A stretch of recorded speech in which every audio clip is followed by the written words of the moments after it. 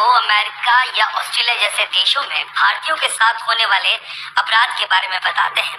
लेकिन अमेरिका के डैलस शहर में एक दिल दहला देने वाली वारदात सामने आई है, जिसने सबको सन्न कर दिया है। बुधवार सुबह एक मोटल में 50 वर्षीय भारतीय नागरिक चंद्रा नागमलैया की बेरहमी से हत्या कर दी गई। हैरानी की बात तो ये है कि कत्ल उनकी पत्नी और बेटे के सामने हुआ। मामूली सी वॉशिंग मशीन के विवाद ने इतना भयानक रूप ले लिया कि किसी ने भी सपने में सोचा भी नहीं होगा।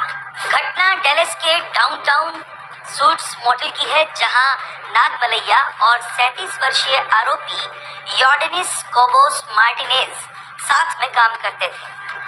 अमेरिकी चैनल फॉक्स 4 न्यूज के मुताबिक नागमलैया ने आरोपी और उसकी एक महिला सहकर्मी से टूटी हुई मशीन को इस्तेमाल न करने के लिए कहा था।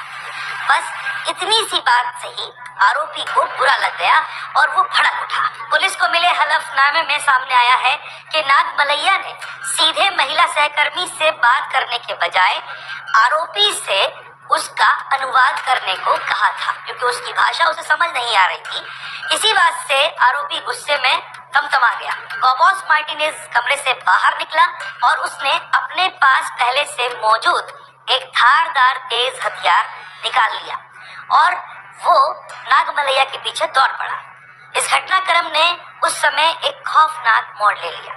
सीसीटीवी फुटेज में दिख रहा है कि नागमलैया जान बचाने के लिए चीखते हुए मॉडल की पार्किंग में भागते हुए दिख रहे हैं, लेकिन आरोपी उनका पीछा कर रहा है और जब वो उनके पास पहुंचा तो बार बार हथियार से उनके ऊपर ताबड़तोड़ वार करता रहा।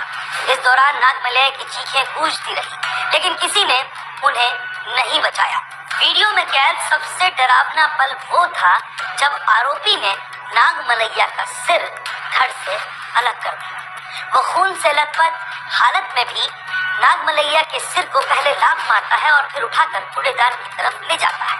इतना ही नहीं, उसने पार्किंग में उस सिर को फुटबॉल की तरह लात मारी थी और फिर उसे कूड़ेदान में फेंक दिया था। इस दौरान नागमलैया की पत्नी और बेटा उन्हें बचाने के लिए वहां आए भी, लेकिन आरोपी ने उन दोनों को धक्का देकर किनारे कर दिया था। नागमलैया की पत्नी और बेटा लगातार चीखते रहे, मदद की गुहार लगाते रहे। चश्मदीदों का कहना है कि वो रो रही थी, चिल्ला रही थी, लेकिन किसी को समझ नहीं आ रहा था कि हो क्या रहा है और क्या करें।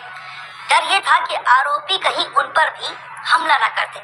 हमले के बाद आरोपी खून से सना हथियार लेकर मौकाए वारदात से एक तरफ चला गया। डेलस फायर सर्विस के जो कर्मचारी वहां पहुंचे थे वो कातिल का पीछा करते रहे और पुलिस को इस बात की खबर दी। इसके बाद पुलिस मौकाए वारदात पर पहुंची और आरोपी को वहां से गिरफ्तार कर लिया।